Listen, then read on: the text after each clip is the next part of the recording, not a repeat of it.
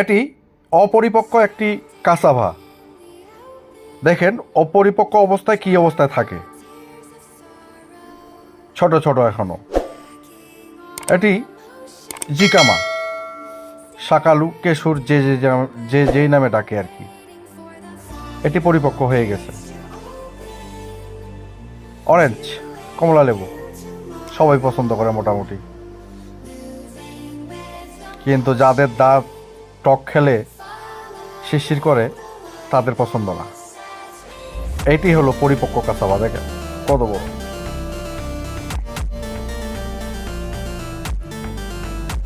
tomato,